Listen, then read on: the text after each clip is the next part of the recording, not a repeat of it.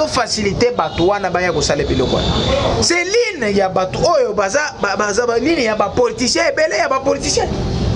Ozomona tala nanu bake kotala na territoire nani na territoire ya localité ya Lose place bake ko déloger ba ADF bake ko kuta carte de visite. Il y a l'un des généraux au bazana commandement kuna. Mais dis-moi ndeko, oko siri se bitumana ndenge nini soki mutu oyo azotinda bino oyo azokamba bino bobunda boyo oyo azopesa bino plan. Yemoko azopesa batu déjà carte de visite. C'est pour faire quoi? Il y a beaucoup de traîtres dans cette histoire. Ozomona mais avec le temps batu bongo Rwanda. Nalobi donc bakego place ba rebelle basalaki tango bakei ba rebelle bakimi ba bomi ba mususu bayeko kuta donc ba rebelle wana bazalaki na carte de visite donc ba bandeko kende ba visiter général wana ba sololi. Ah bon?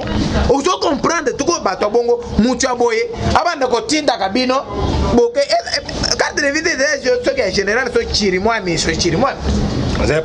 Oh, mais mutu aza kutu kuna aza général major si jeune mabispa yenda zo commander kuna siko ba kuti carte wana carte na la personne c'est un traître bako kangai. On se comprend. Donc makambo ezole kana na est c'est une trahison au sein d'abord ya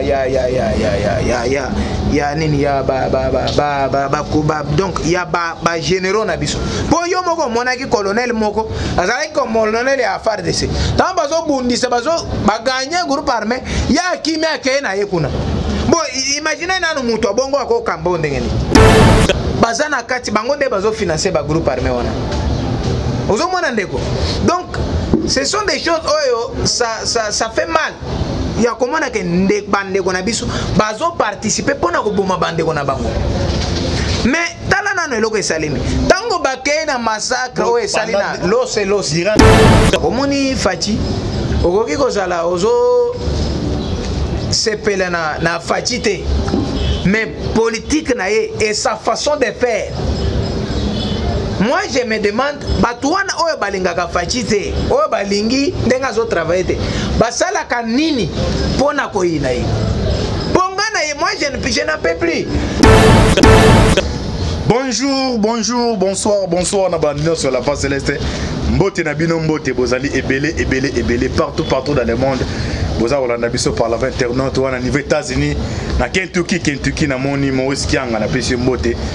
Au niveau Europe, na Suisse, maman compte de chute à la main des opprimés, na Belgique, moi de Charlotte, aux Asie, Océanie, en Afrique, en Angola, na Moni, Docteur Emery, sans oublier en République démocratique du Congo, Israël de Konabino, Moïse, Mon Kanchiba, l'émission Bolingaka, tout le bâti, autosol, la décryptage, actualité politique. Merci de rejoindre John, mon qui est ma caméra, Nandeko, Alvi, bien-être, toujours, Lola, Ezo Futa, Simatoro, Banjabo, Betozoye, Wapi. Nazalinga Motanzane, sur ma casse, Royamba. Ndeko Jeff et Sali Mikole Bele oyo awe sur la partie na biso te mais lelo andemi ko ya pona répondre invité biso na ngonde to ça décryptage ya actualité politique na yi dino ba toujours votre côté na actualité na biso papa Kapiamba Kashi Abdul oyo azalaki molonga ni mama Muniaye Kapiamba Abdul bana nao ntoka esi bongo za malamu makasi Ndeko Jeff Mbote ndeko Antiba. Bonne santé. Bonne santé kimia. Ouais, Sali Mikole Bele. Bon na banda ko zela kaka obengi sanga. Nde na yele lopo tolo belaka makambo nyonso. OK, merci bonne santé et santé union sacrée. Ndeko union sacrée eza kitoko makasi santé nango eza pepele. Toza na kimia penda na union sacrée. Neza kimba moko yamba nako ba beni Benemi ya papa Etienne, Mounes Lambert Mende. Bon, premièrement, nous Koliba Congolais, nous Koliba militaire de Pésoé Boyambié, Ondimia contre Union Sacrée. Bon, premièrement, Lambert Mende. Comme Union Sacrée, comme nous jungle, Eza jungle tendeko Moses. Lambert Mende aza vraiment azalaki ennemi ya papa Tshisekedi te mais azalaki muto ya banda ko travailler na banguna ya mboka. Ozomona. Donc biso tozalaka na ba ennemi te. Tozomona kaka bana ya mboka o bazo travailler contre la population, bato wana nde tolinga kozala na bango pembeni te. Mais na cadre ya union sacrée nde Kwantibal na yo kipe bato ebele balobi mais pona nini union sacré yango tokomi koyamba Lambert Mende tolingi bango te soki ndenge nini omoni. Premièrement il faut boyeba, il faut kotala d'abord vision ya mokonzi ya mboka nini mokonzi ya mboka zoluka boyebi ke premièrement tozoluka cohésion nationale, unité ya mboka. Toko exclure batu te biso tozo boya Lambert Mende te mais tozo boya comportement bizaleli ya mabe ya kosala makambo eza contre mboka. Omoni makambo biso to boya ka yangwana siko za sina troze tikali ba changer comportement zelande ko tozo koma place ozotuna. Omoni siko tango mokonzi ya mboka alukaki asali union sacrée. Union sacrée d'abord ezani union sacrée en réalité source ezande majorité parlementaire au sein du parlement. Donc coalition est la majorité parlementaire de union sacrée. Siko bande ko tamba zoloba mendete batusuta bazo tolingi mendete. Bon, en réalité Mende en soi en tant qu'individu toza na problème na été mais toza na problème na makamba mabe ya salaka. Mais na mito quand vous regardez Lambert Mende comme individu donc bozo tala mabe parce que derrière Lambert Mende il y a Lambert Mende aza chef ya CCI allié. CCI allié aza na ba député belé. Ozomona. Donc Lambert Mende ndengo ozomona ye Lambert Mende wana aza presque ndenge moko na donc presque ndenge moko na MLC. Talaka MLC mobimba. Point na ye au niveau ya parlement eza presque ndenge moko na Lambert Mende. Ozomona ndeko Antibat. Donc Mende pas à la plateforme né. Oui, azana CCI allié. Azana ba député national na ba député né provinciaux.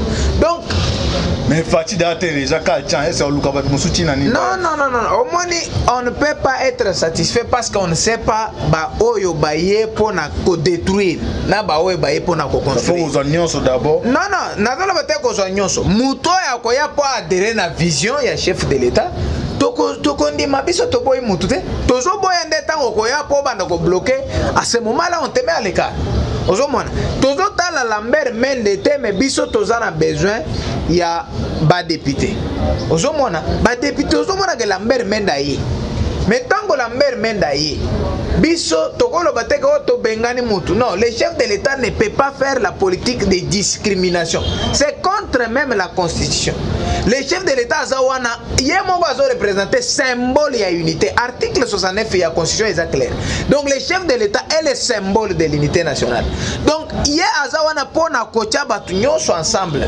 Azawana te pona ko boya batu ko sale loko moko discriminatoire. Non. Le chef de l'État est là pona ko sangisa batu. Mais attention. Ezate ke tango tozozo Lambert Mende. Donc c'est-à-dire makambo nyonso ya kosala ya mabe ou bien oya salaki tobosani yango ou bien justice abosani yango. Non, l'action du chef de l'État est politique à ce niveau-là. Mais la justice est indépendante, vraiment indépendante. Na place wana batu faut bazala ba comprendre, ba distinguer bilo. Donc ceux qui ont sali makambo ils sont contre la loi.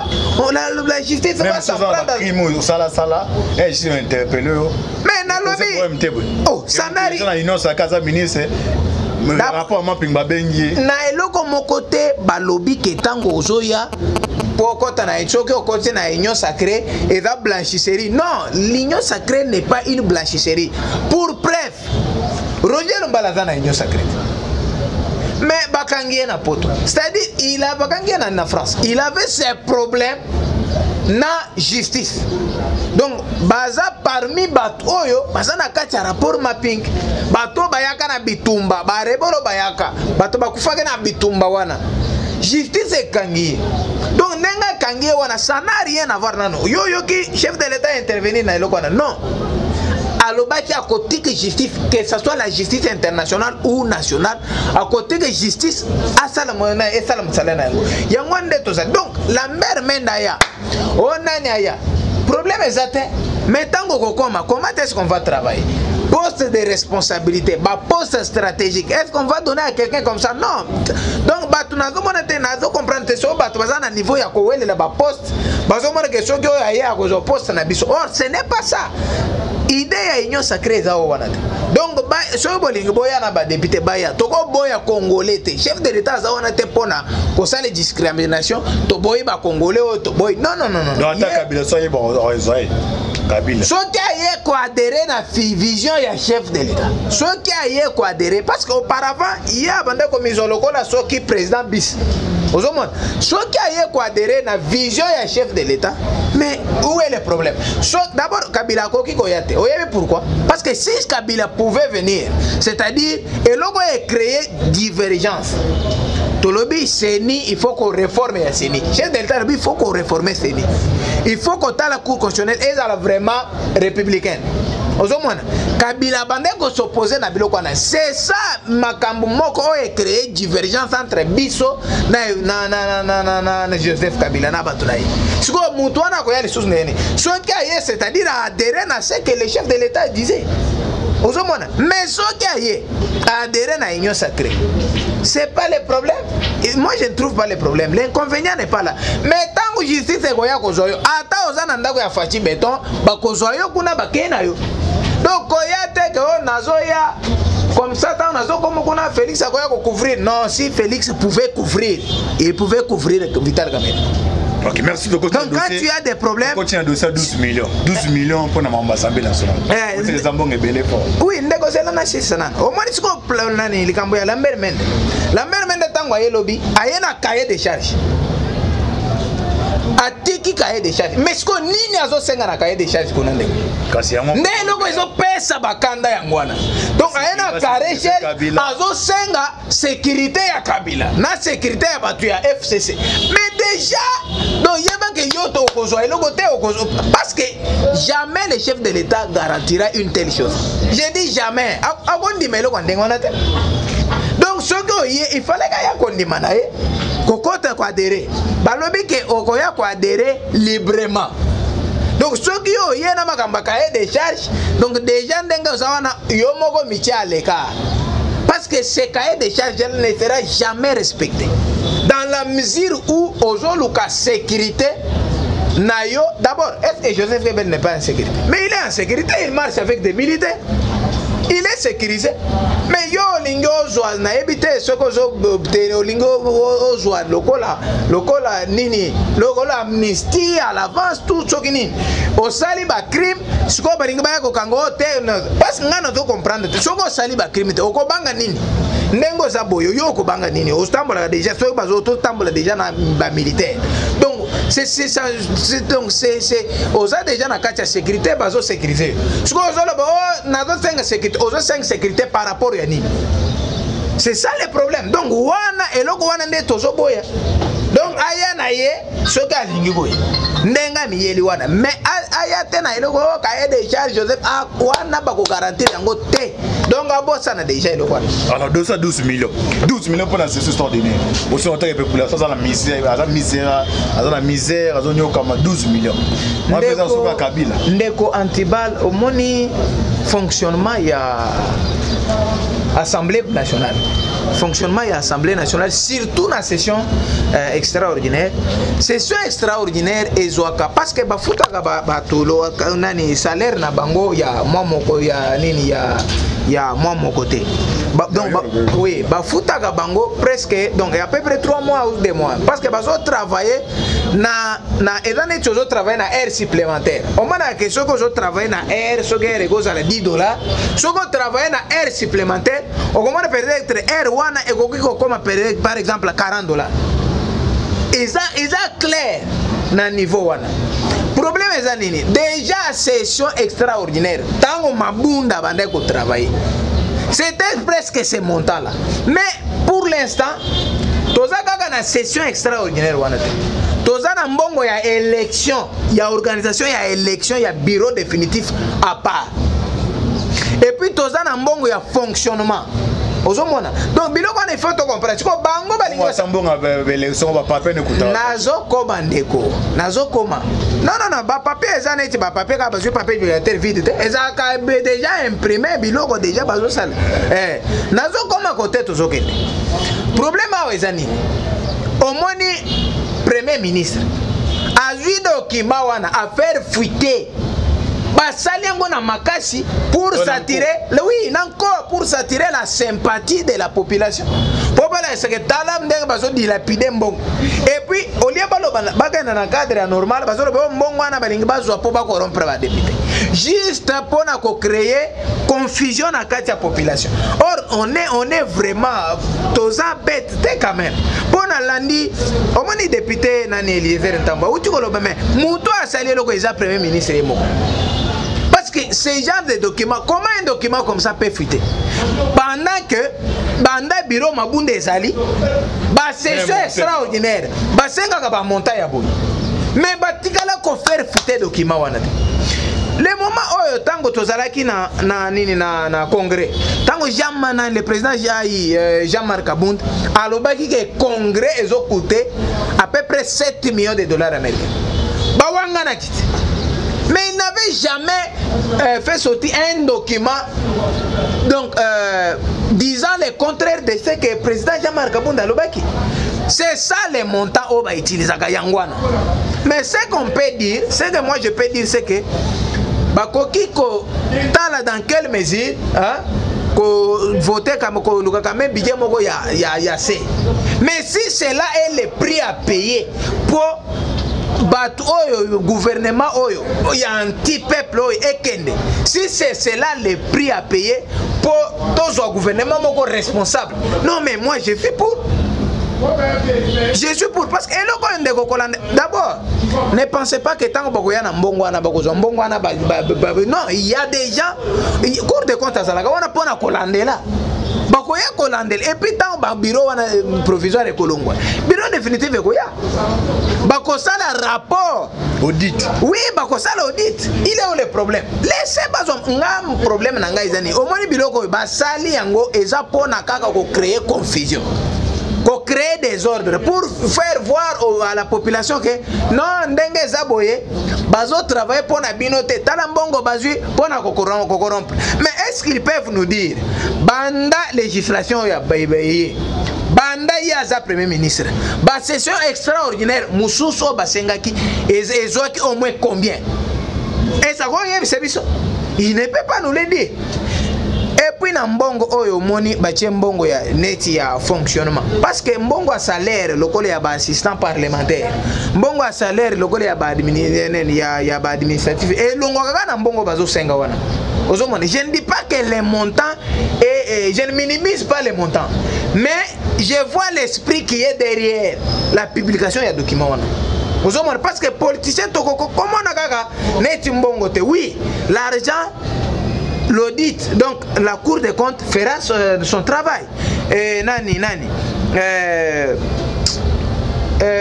IGF fera son travail, pour vérifier. Et quand on va découvrir que non, les montants a été dépensés abusivement, non, ils vont répondre. Si c'est pas là, merci de continuer dossier. Il y a Dubaï, il y a un rapport à Mapping. Liste et budget, liste authentique, 4 personnes, tout le monde va figurer des pros qu'on a 4 listes. Et c'est collaboration na Fati ya on mana justice congolais ba ne ba livrer batouana tout le monde bateau bazaba o bazaba ba tête non ya ino sacré o so aussi mo pe o so ba bemba ka me kuna za makaya ta ba nido e ba kombo ça na kati bo livrer ka ba kiu mo kuma to ebité et c'est solo ba kauna bi ba miso ba que non liste mo o tina pareko et c'est l'autre liste na 4 tout le monde tambo na yo so ils a liste authentique sur la liste authentique et c'est pas kombo ça c'est na régime à Fati et aux années 2023 après ka siko Ndeko Moses, premièrement, au moins liste wana. Ba combien eza liste ya 400 personnes. Mais soko tang liste wana eza 338. Ozomana ndeko Moses. Na landi liste wana bien. Et puis combat kiunge zate. Oui. Donc au moins ni ba komi ko lo ba bilo moko boy pas juste bazoluka ndenge nini ya bacha boy po bacha chef en difficulté. Or le président n'interviendra pas. Yangwande na utolo akokota na eloko te soko za na problème na justice. Tu vas terminer tes problèmes calmement avec la justice et puis revenir. Et puis kotanga kombo soko moni kombo na yo. Balobite ke bato bazaba criminel. Bazaba présumé criminel. c'est-à-dire autant oui autant oza présumé nani présumé criminel autant oza présumé innocent bongana omoni te bato ko banga nini mais so quand ils sont des acteurs politiques c'est là on suppose que ben interpellé azana bambiso ba élection 2023 moi te on s'est écarté ndeko yo bomi bato oya ko yebise biso d'abord bato yo ko kambeza bato nini po yo sali bitumbo bomi bato tu viens ngo nous dire que yo za besoin aux nani d'abord. Comment est-ce qu'on peut se réduire jusqu'à ce niveau-là? Il y a qu'on penser que mon tobomi moutoumé, aïe naïe pas ya ko kamba bato. Bato nini oyo bomaki ou bien nini? Omoni na moni kombo moko batie kombo oh d'abord batenor ya union sacrée eza batute ndengo zoloba o ndenge par exemple ndego utiko lobo ba acteur politique non. Ténor ya union sacrée eza idée vision ya chef de l'État mais bano yese babisa kamera pas kamera ne biso masa en top Congo na wa balancer le audio nasina landi c'est omoni Vital Kamerhe abandai ko bimisa ba biloko oa biloko ebele o ezalaki ba secret hein netio wana. Cela ne signifie pas que yende kolo idée. Pona makambu ya idée, ngana kolanda te poto yebi, soki na bandi kolanda na ko lakso ebele la muka idée fachi. Cash idée fachi. Vous pensez que union sacrée ça serait Kamerhe? Bon, si c'est lui, cela on n'en disconvient pas. Est-ce que toko kende to bando discuter nani ayaki na idée? Soki idée za malam tozo salele yango boyete, mais pour l'instant, c'est la vision du chef de l'État. Parce que Vital Kamerhe même yemoko azana libanda te, il faut si ça n'a pas problème ya azana ngona justice. Tango ko silisa calmement nda ko zon tango ko bima soki amoni ke azana problème te ko bima awa ko pesa susu ba idée. Toko boya idée te soki eza ya malam. C'est-à-dire biloko wana biso toza wana te pona ko landa ba biloko oyo bato bazolo baba donc vous dites des histoires juste pour vanter ce qui n'est pas vrai. Ndeko tango zolo batenor tango babandai ko bunde bitumba wana jour bakata courant bato bakufa na hôpital bakata courant ya inga bato bakufa na hôpital. Est-ce que ce n'était pas au vu et aussi de tout le monde? Vous pensez que l'union sacrée est confirmée le quoi? Non. D'ailleurs cette histoire c'est dans le rapport Mapingo et qu'on a vraiment exécuté à 100%. Là vous pouvez me croire parce que tananan ozomona tango zolo batu o Jean-Pierre Mbemba batangi Jean-Pierre Mbemba mais ndeko n'est-ce pas Jean-Pierre Mbemba zalaki chef ya groupe armé ya ba rebelle azaki chef ya ba rebelle azaki commandant chef nanda yebite MNC zagini ezaki rébellion et yende yeko se transformer en parti politique ezaki rébellion. Ce qui est dans des basalaki babomaki batute, mais il est où le problème? A aucun cas, le bien bomaki batute, batali, il n'y a pas de preuves, batiki, toko se peranaye makas. Problème est ça. A kenda qui n'a pas pays, balobi gaza innocent. Mais bakangi à côté ya corruption, ya subornation des témoins. Au moins gaza là innocent. Est-ce qu'on en discute? Nous pouvons discuter aujourd'hui de ça? Non. Donc ndeko komiko sate batu nyoso bakombo na bango baza kuna soki ba interpeller bango bako kende libre surtout baza aw bako kende d'abord ce qui est plus grave omoni bato bakima ki awa tozo bela bakeli banda ba mususu ba soto proclamer guerri alligation nga papa vanda nanu yozo bela kuna ozo mona ndeko Moses. Donc likambu ya union sacrée ça n'a rien à voir na makambu ya rapport mapping. Ok, merci to continue dossier est bato bazo kufa toujours na est to yebate guerre est fachiba pour peut-être non OK ne ko s'installer na est au komara te bande ko est bazo benga ba olela awa guerre est situation za rapide ko chef ndeko omoni makambu ya guerre ya est ça fait très mal ya komona ke okokuta kaka ebele ya bato bazo sala biloko wana ndenge na landaki général mutu moko ya babanda ko benga général auto programmé aye ko mirandre ye moko na armée mais ozoloka mutu na zolo bake ebele ya ba acteur politique na ebele ya ba o bazo mi benga ke ba prêtre ba to bongo na ebele o baza awa baza na kati bango nde bazo financer ba groupe armé wana ozomona ndeko. Donc Ce sont des choses ça fait mal. Il y a comment que ndek bande kona biso bazo participer pona ko boma bande kona bango. Mais tala nano eloko esalemi. Tango bakei na massacre o esalina lose durant 2 ans la Fatina identifié bango ate. Non ndeko. Zela omoni guerre ya es eza bitumba te bato batelemi na position oyebika bazalaka awo neti boye mboka mususu ye kokota ndenge Zambia akotaki tozwi bitumba toke kobundana bango non baza bato baza na kati ya population maintenant vous allez bombarder la population on va faire comment donc eza neti patrouille bazo sala mais bato bazo faciliter bato wana baya kosala biloko c'est ligne ya bato oyo baza ligne ya ba politicien ebele ya ba politicien ozomona tala nano bake kotala na territoire nani na territoire ya localité ya lose place bake ko déloger ba ADF bake ko kuta carte de visite ya l'un des généraux o baza na commandement kuna mais dis-moi ndeko okosili se bitumba na ndenge nini soki mutu oyo azotinda bino oyo azokamba bino bobunda boyo oyo azopesa bino plan Yemoko azopesa batou déjà carte de visite. C'est pour faire quoi? Il y a beaucoup de traîtres dans cette histoire. Ozomona mais avec le temps batou na Rwanda. Nalobi donc bakego place ba rebelle bazalaki. Tango bakei ba rebelle bakimi ba bomi ba mususu. Bayeko kuta donc ba rebelle wana bazalaki na carte de visite. Donc ba bandeko kende ba visiter général wana ba sololi. Ah bon? Vous comprendre tout le bateau bongo mutua boye abanda ko tinda kabino boke carte de visite ce qui est général so chirimwa mais so chirimwa azay poche pa carte oh mais mutua za kutu kuna za ata général major si jeune mabispa yenda zo commander kuna siko ba kuti carte wana carte na to yebite ba sali photoshop ba monter suspendu bende ndeko moni armée eza lokola eza lokola neti eza différent na makambo politique na administration nyoso parce que bien sûr bakoki kosala eloko ndenge wana juste pour ko salir mutu mais les experts sont là pour ko étudier kaya bongo ko confirmer que non exactement la personne c'est un traître bako kangaye. On se comprend. Donc, Makambo Est, c'est une trahison au sein d'abord.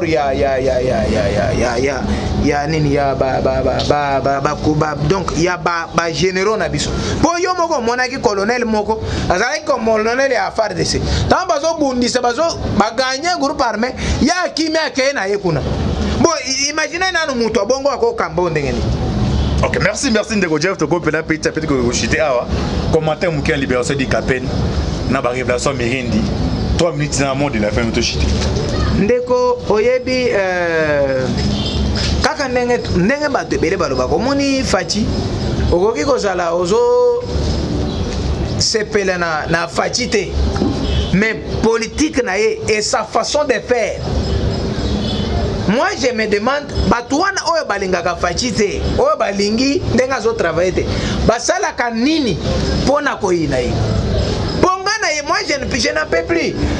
Au moins dit qu'à peine ce n'est pas pour rien ebele plusieurs fois autant d'accord bato banda ko na ba accord nyoso na bazo senga ba libérer mutu wana tout le monde baton c'est comme ça ba baloki ebele na vous savez il y a des gens de d'abord na zebso banda ba makambo enyo sacré banda au moins ba prêtre ebele ba banda ko lobelao te bazolo makambo te chef de l'état zo kamba bente mais banda nani MLC ekenda na enyo sacré au moins ba prêtre wana bazolo yo moni éminence comme nani cardinal ambongo mona lobi oyoki 5 ans elobi vous comprendre quelque chose te or tozolu kande intérêt ya mboka tozolu ka intérêt ya batute donc peuple faut azala ka vigilant pona ko tala makam ndenge zolekana o mane di kapen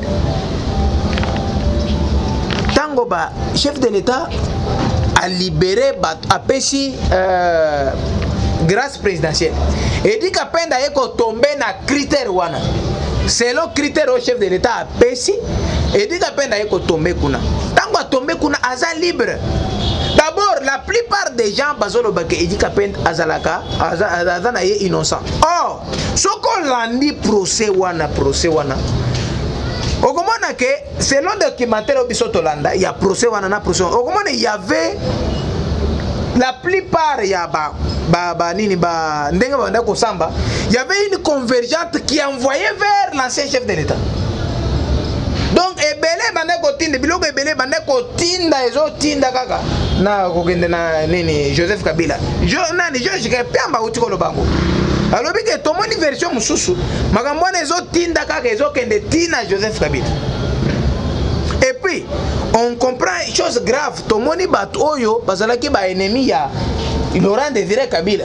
Joseph Kabila lui se réclama fils en tant que fils ya Laurent Désiré Kabila, mais abandon ko batouana nde basalaki ba pilier na ye. Et puis bato ebele procès wana etikala ouvert, balobi ba condamné ba oyo mais procès etikala ouvert.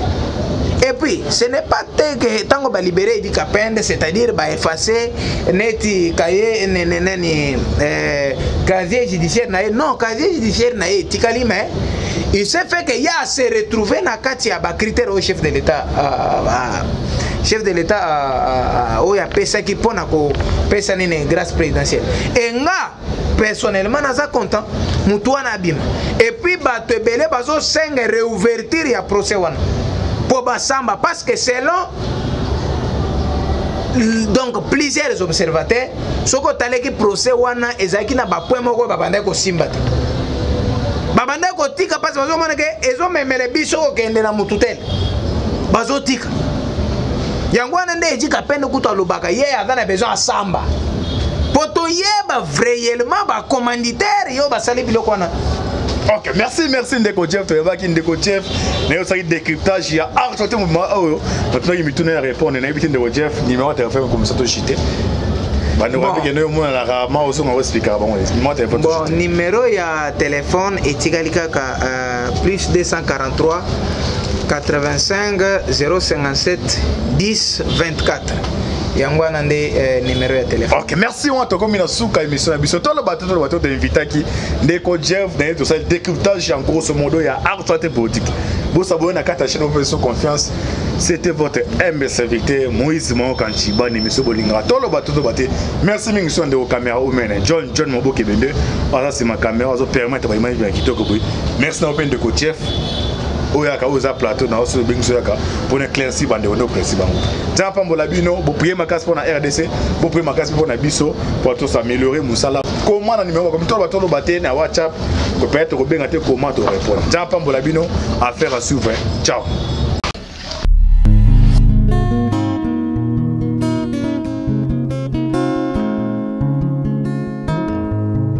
Le temps passe et ne s'arrête jamais. Alors réveille-toi mon ami.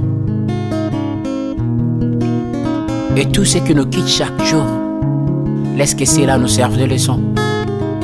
Car à chacun son jour, à chacun son tour.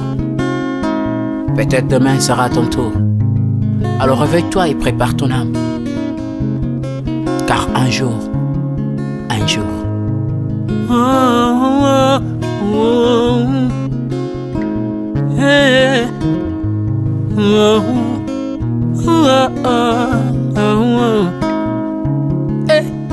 Le temps passe, le jour s'envole, s'en va si vite sans laisser de traces. Comment faire pour l'arrêter, car il nous amène vers le jour de départ. Yeah. Tout c'est fort avant nous, on peut l'arrêter.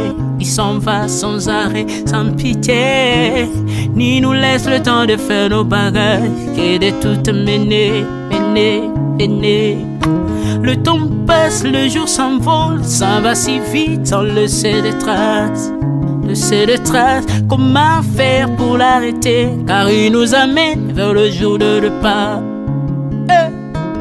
Tous ces forts avant nous n'ont pu l'arrêter. Il s'en va sans arrêt, sans pitié, ni nous laisse le temps de faire nos bagages et de tout amener. Il s'en va seul sans nous. Faut me perdre tout plutôt que de perdre son âme, À quoi bon tout gagner, ben sera que vanité. À quoi bon tout gagner, perdre son âme si l'on est censé de tout laisser? Moninga, verser le sang de l'autre, si demain sera le tour, tu seras seul comme dans un miroir. À quoi bon tout gagner, perdre son âme si l'on est censé de tout laisser? Moninga, verser le sang de l'autre, si demain sera le tour, tu seras seul comme dans un miroir. Où tu rendras compte devant le Seigneur toute ta vie sur terre. Après avoir tout gagné, l'on s'en va seul sans rien amener. Moninga, faut mieux perdre tout plutôt que de perdre son âme. À quoi bon tout gagner, demain sera que vanité. Vanité, faut mieux perdre tout plutôt que de perdre son âme. Perdre son âme, perdre son âme. À quoi bon tout gagner, demain sera que vanité. Moninga, Moninga, Moninga, Moninga, tala tangwe koleka. Moninga, Moninga, tala bato bako kende. Kosala lolendo na mokili okanisi mokili yango yayo, tala bato bakoleka. Tango ekomema ngai, tango ekomema, tango ekotika moto te. Bakulutu bayakala basi bakende. Moninga, tala tango ekomema. Papi Charles Mombaya si akenda kala. Otango otango eza komema. Ya Mari si akenda Misa Mungolo tala tango ebebi Papa de Baba si akenda kala. Tango tango eza koleka. Ale moloto si akenda kala. Potango tango eza koleka. Ata Mobutu sese kokukungwendo wazabanga asi akenda kala. Tango eza koleka. Mzee Laurent Désiré Kabila akenda kala. Tango eza koleka. Tango ekotika moto te, tango ebangaka mokolo te. Liwa bangaka mokolo te, abangaka peleki te. Abangaka motambongo te, yokaka pe mobola mawa te. Liwa tango ayaka, amemaka moto nyonso moto nyonso tango ekoleka. Lengela bomoi na yo epana yawe. Tango ekomema, lengela bomoi na yo mokolo na yo ekoya. Okokende ndenge nini le temps passe, ne s'arrête jamais. Le temps passe. Moninga, Moninga, Moninga, tala tango ekomema. Moninga, Moninga, tala tango ekoleka. Moninga, Moninga, Moninga, tala tango ekomema. Moninga, Moninga, tala tango ekomema. Tango ekotika moto te. Lengela bomoi na yo, tala bato bakokende. Osala ndenge nini okotikala ebende te. Okotikala ebende. Le temps passe, ne s'arrête jamais. Le temps passe, ne pardonne jamais. Le temps passe, ne s'arrête jamais. Lengela bomoi. Moninga,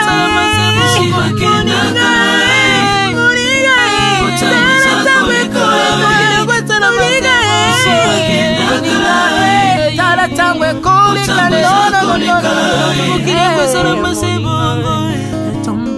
Ekolo nyonso bato bakokende. Tango eza koleka. Alela pona nini alela pona nini. Tango eza koleka.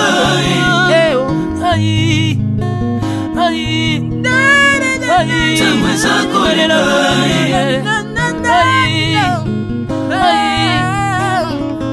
Tango eza koleka. Le temps passe. Oh, Alvin et Béa, tala tango ekoleka. Tala tango ekoleka. Nabongisa bomo nanga pona nini bato bakokende biloko nyonso ekoleka. Hey, nalela tina nini he, natangisa makila na boma bato pona nini he. Soki nyonso ekoleka un jour, nabanga kufa pona nini he. Soki naza putulu ya pamba, mokolo ezali na koleka, le temps passe.